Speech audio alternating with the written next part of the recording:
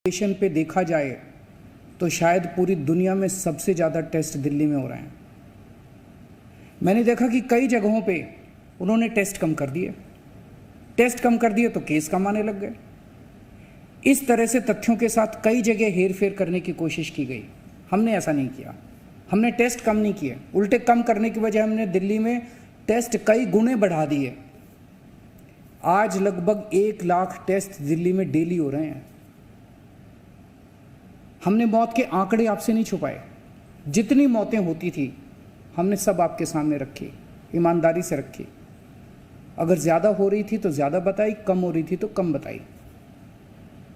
कितने बेड्स हैं, कितने आईसीयू बेड्स हैं, क्या परिस्थितियां हैं, हर चीज़ आपके सामने ईमानदारी के साथ रखी। और इसी वजह से जब भी हमने कड़े निर्णय लिए हमें आपका पूरा सहयोग मिला, दिल्ली की जनता का पूरा सहयोग मिला। मैं हमेशा कहता हूं कि हमारी दिल्ली एक परिवार है। दिल्ली के 2 करोड़ लोग एक परिवार हैं, और जब परिवार में कोई आपदा आती है तो सारे परिवार के लोग मिलकर उसका सामना करते हैं। अब भी हम सभी मिलकर इसका सामना करेंगे। पहले भी जीत हुई थी, अब भी जीत होगी। आज दिल्ली में क्या परिस्थिति है? पिछले 24 घंटे में दिल्ली में लगभग 23,500 केस आए हैं।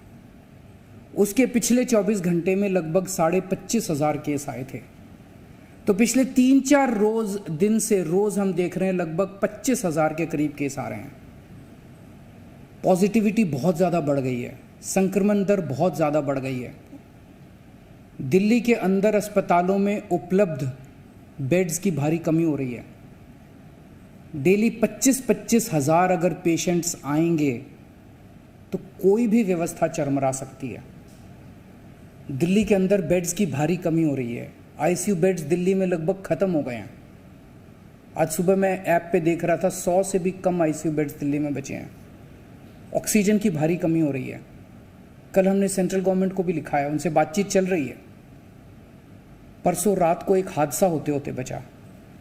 एक प्राइवेट हॉस्पिटल ने हमें बताया कि परसों रात को 3 बजे के करीब उनके अस्पताल की ऑक्सीजन लगभग ख़त्म हो गई। वो बोले जी हम तो बहुत बुरी तरह से डर गए, बहुत बड़ा हादसा हो सकता था। इधर उधर हाथ पैर मार के किसी तरह से उन्होंने कहीं से ऑक्सीजन का इंतजाम किया। दवाइयों की कमी हो रही है, रेमडेसिविर दवाई की खासकर काफ़ी कमी हो रही है। ये सारे तथ्य मैंने आपको डराने के लिए नहीं बताए। ये सारी परिस्थिति है, और इन परिस्थितियों में हमें अब अगला कदम क्या उठाना है, इस पे चर्चा करने के लिए मैंने आपको ये परिस्थिति बताई है। तो दिल्ली के अंदर कोरोना की परिस्थिति काफ़ी गंभीर है। अभी तक हमने दिल्ली के अंदर हेल्थ सिस्टम को बड़े अच्छे तरीके से मैनेज किया। दिल्ली में 4थी वेव आई है। पहली वेव पिछले साल जून में आई थी जिसमें 4,500 के करीब केस आए थे। दूसरी वेव आई फिर सितंबर में, फिर तीसरी वेव आई जिसमें 8,500 के करीब केस आए थे। दुनिया के कई शहर ऐसे हैं, बड़े बड़े देशों के, विकसित देशों के शहर। जब देश में लॉकडाउन लगा था हमने देखा कि किस तरह बड़ी संख्या में प्रवासी मजदूर अपने गांव जाने लगे थे। उनसे मैं ख़ास तौर से हाथ जोड़ के अपील करना चाहता हूँ, ये छोटा सा लॉकडाउन है, 6 दिन का। दिल्ली छोड़ के मत जाइएगा। आपके आने जाने में इतना समय खराब हो जाएगा, इतना पैसा खराब हो जाएगा, इतनी ऊर्जा खराब होती है। दिल्ली में रहिए। मुझे उम्मीद है कि ये छोटा लॉकडाउन है और छोटा ही रहेगा। मुझे पूरी उम्मीद है कि शायद बढ़ाने की ज़रूरत ना पड़े। आप दिल्ली में रहिए। यकीन मानिए हम पूरी ईमानदारी के साथ सब मिल के लड़ेंगे तो जल्दी इस मुसीबत से छुटकारा पाएंगे। मैं आपको यकीन दिलाता हूँ सरकार आपका पूरा ख्याल रखेगी। मैं हूँ ना, मुझ पे भरोसा रखिए।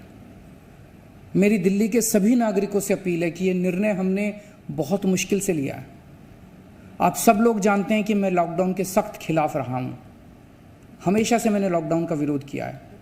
मेरा ये मानना है कि लॉकडाउन से कोरोना ख़त्म नहीं होता, लॉकडाउन से कोरोना की स्पीड कम हो जाती है।